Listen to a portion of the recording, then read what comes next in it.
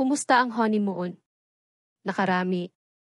Ba, biro ni Almira nang makarating kami sa mansyon. Aasahan na ba namin ang pagdating ng apo namin after 9 months? Tanong ni Mommy. Uminit ang pisngi ko sa mga pinagsasabi nila. Tumawa naman si Alwin. At inakbayan ako. Natigilan ako sa sinabi niya. Gusto ba niya akong magbuntis? Paano naman ang bata kapag naghiwalay na kami? May ipit lang siya sa sitwasyon. Magpahinga ka na. Aalis din ako, Anya. Kumunot ang noo ko. Magdidilim na aalis. Pa din ba siya? Be home be 10 p.m. Anya at hinalikan. Ako sa pisngi. Hindi niya sinabi kung saan. Nagiging clingy na naman ako. Kailan pa? Ako nagkaroon ng karapatan na pakialaman siya. Hayaan mo na siya. Magpahinga ka na. Muna, sabi ni Almira at hinila ako. Hanggang sa taas. Sa kwarto na daw. Niya muna ako at may ikukwento daw. Siya sa akin tungkol kay Cecilia. 2:00 ng hating gabi nang magising ako. Nandito pa din ako sa kwarto ni Almira. Gising pa siya, nakaupo siya sa couch. Habang nakatutok sa kanyang laptop. Hindi ka na nakakain ng hapunan, hindi. Nakita ginising dahil mukhang pagod ka. Wika niya. Bumangon ako at lumapit sa kanya. Hindi pa ba dumadating ang kuya mo?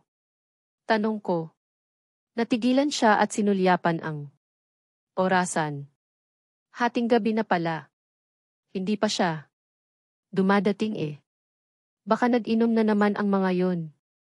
Kasama ang mga kaibigan, wika niya. Kumusta pala ang bakasyon? Tanong niya. Hindi namin napag-usapan ang bagay na yon kanina dahil nakafocus kay Cecilia ang usapan namin. Ayos na. May nangyari ba sa inyo? Tanong niya. Tipid akong ngumiti kahit pa. Nahihiya ako, pagkatapos ay tumango ako. Impit na tumili si Almira. Oh Emwa. Kinikilig ako. So, did he say something about your marriage, Tunog? Hopeful niyang tanong. Umiling ako at bumuntong hininga. Wala naman kaming napag-usapan na. Ganyan, sagot ko. Sumimangot siya. Sana tinanong mo. Nagtataka din kami sa kanya mula nang gumising siya sa ospital. Para siyang nagka-amnesia, di ba? Natawa ko sa sinabi ni Almira.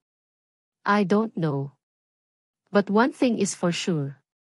Masaya ako na pinabaunan niya ako ng magandang memories. Ipupush mo pa din ba ang pag-alis mo? Bakit hindi mo muna kaya siya tanungin? Malay mo naman gusto na pala niyang ayusin ang pagsasama niyo. Mukhang malabo.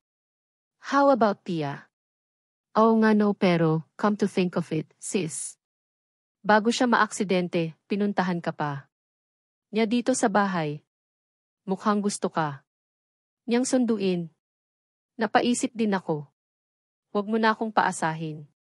Hindi naman siguro magkakaroon ng sudden change of heart ang kuya mo. Patay na. Patay siyang pakasalan si Pia. Siya. Bumaba na tayo at sasabayan na. Kitang kumain. Wala ba kayong nabuo? Tanong niya. Wala. I'm on pill mula ng 15 years old. Ako. Irregular kasi ang period ko noon. Nag-worry si mommy at baka hindi daw. Ako magkaanak kaya naman pina-check up ako. And the giant says that I should take pills to make my period regular. Nang makababa kami ng hagdan ay napansin namin si Alwin nandito na pala. Siya.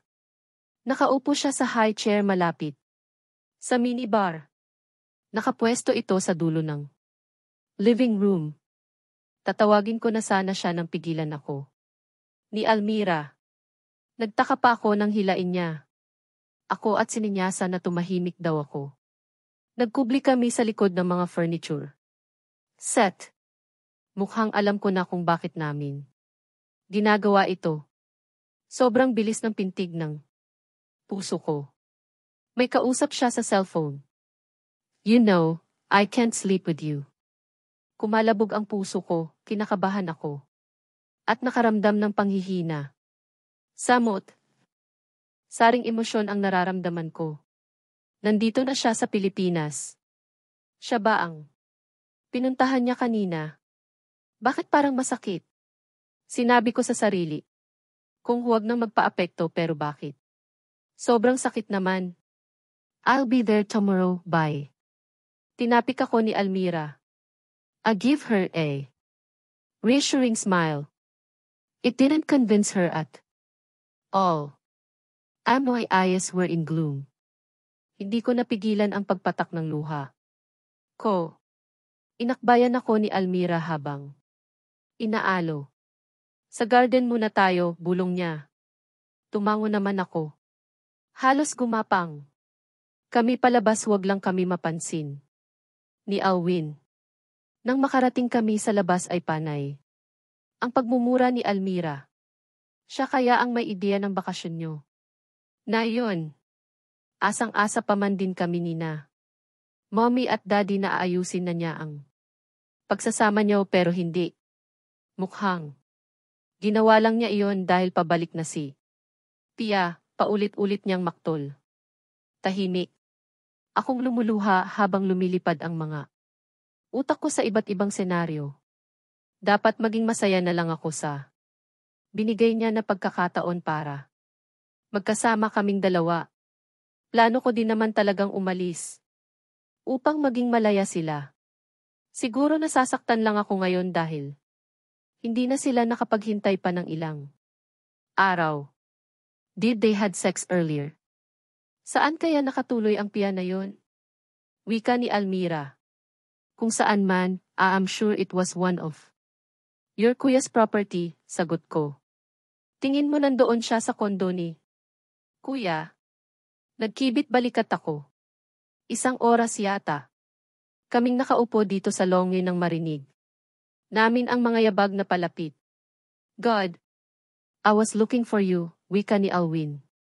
Nang matanaw kami. Bastard Liar, bulong niya.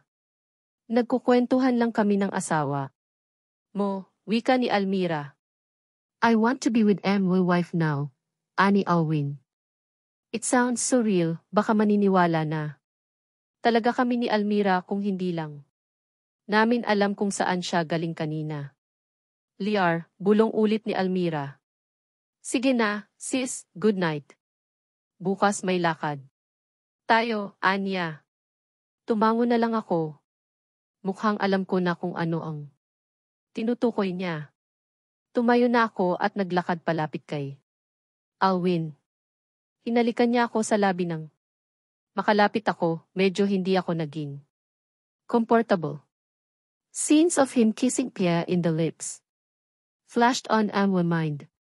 Palihim kong pinunasan ng palad ko ang aking labi na hinalikan niya. I feel so disgusted. Maaga akong ginising ni Almira para maligo at makapagbihis. Tulog pa si Alwin. Kaya naman dahan-dahan ang mga kilos ko. Hindi ko alam kung ano ang plano ni Almira, kung ano man yun kinakabahan. Na ako ngayon pa lang. Ano ba ang plano mo? Tanong ko kay Almira nang makalabas kami ng bahay. Maaga yan aalis. Kaya naman aabang tayo sa labas, Anya. What? That was your plan? Ginising. Gising mo ako ng maaga, reklamo ko. Isang oras tignan mo, lalabas na si Kuya. Para puntahan ang kabit niya. Bumuntong. Hininga ako at tumango. So, mag-espiya kami. Baka mapansin tayo ng kuya mo. Nanghiram ako ng kotse sa kaibigan ko. And the glass is heavily tinted. Well, mukhang planado nga niya ang lahat. Sa labas ng exclusive subdivision kami. Nagpark ng sasakyan at nag-abang. Tama nga si Almira. Isang oras lang ang nakalipas, kita na namin ang kotse ni Alwin. Palabas. Kabadong-kabado ako habang sinusundan namin ang sasakyan ni Alwin. Natatakot din ako sa maaring sakit na dulot sa akin. Nang masasaksihan ko, hindi papunta sa kondo niya ang daan na tinatahak namin. Mukhang nag-iingat sila. Well, you could sue them for concubinage if you caught them, ani Almira. Hindi ako umimik dahil hindi ko alam kung ano ba ang dapat kong sabihin at maramdaman. You are still the wife. Kung ako sa'yo, won't sign the annulment papers. I'll think about it, sagot ko. Ang nangyayari ngayon ay nakaapekto sa mga plano ko. Nalalaso ng utak ko. Nasasaktan ako. Sa isang luxury hotel pumarada ang sasakyan ni Alwin. Hindi siya lumabas sa kanyang sasakyan. Mamaya pa ay may babae na lumabas mula sa hotel. The woman was wearing an expensive brand of dress and footwear. She screams of luxury. Here comes the queen of the gold diggers, wika ni Almira. Mukhang ginagastusan talaga siya ng husto ni Alwin. Kahit may trabaho pa siya. Sa Europe hindi niya afford ang ganyang worth ng mga gamit. Hindi nga ako ganyan kahilig sa mamahaling bagay, but this Pierre really spent tons of money just to look pretty rich. Sa isang fancy restaurant sila nagpunta. Hindi na kami pumasok pa sa loob dahil baka mapansin kami. Isang oras kaming naghintay hanggang sa lumabas na sila. Hindi sila agad pumasok sa sasakyan. Mukhang may hinihintay sila. May pumarada na isang sasakyan. Lumabas mula dito ang driver at binuksan ang backseat ng coach. Sumakay doon si Pia. Mukhang nag-breakfast lang sila. Sundan natin si Pia, wika ni Almira at sinimulan ng kabigin ang manubelang sasakyan. Tahimik lang akong nakaupo. Habang sinusundan namin ang sasakyan. Napayamukos ako ng aking kamay. I am in pain and rage. Sa podyum huminto ang sasakyan. Mukhang magsa-shopping siya. I can't believe that Alwin loves this gold digger bitch. Dala mo ba ang mga cards mo? Tanong ni Almira. Tumango ako. I am glad I am well dressed today. Pakitaan natin ang higad na yan, Anya. Lumabas na din kami sa sasakyan. Unang pinasukan niyang butiki ay sa mga bags. Pumasok din kami ni Almira. Nasa 4 na metro lang ang layo namin. Sa kanya, may sumalubong sa amin na mga sales staff. Naglakad-lakad si Pia habang tumitingin sa mga bags. Hanggang sa may nakita. Siyang nagustuhan niya. Mabilis ko itong nilapitan at dinampot bago pa niya mahawakan. Miss, ako ang nauna dyan, wika niya. Nangiti ako pero kinubli ko ito bago ko siya hinarap. Swear. Nakita ko siyang natigilan ng makita niya ako. So, this mistress know who I am. Ikaw ba ang nauna? Tanong ko. Mumisi siya, mukha siyang palaban. Ako naman talaga ang nauna, Anya. Double meaning ang sinabi niya. I will pay for it, so this will be mine, sagot ko. Well, Anacas Montenegro, that was your family is good at. Magpapaubaya ako. Sa'yo na. Bumisi siya. Higit pa sa bag ang gusto kong maging. Akin, Anya. Natigilan ako. How can she calls me mamas? Montenegro with a proud face. Good luck. Sana nga mapasayo.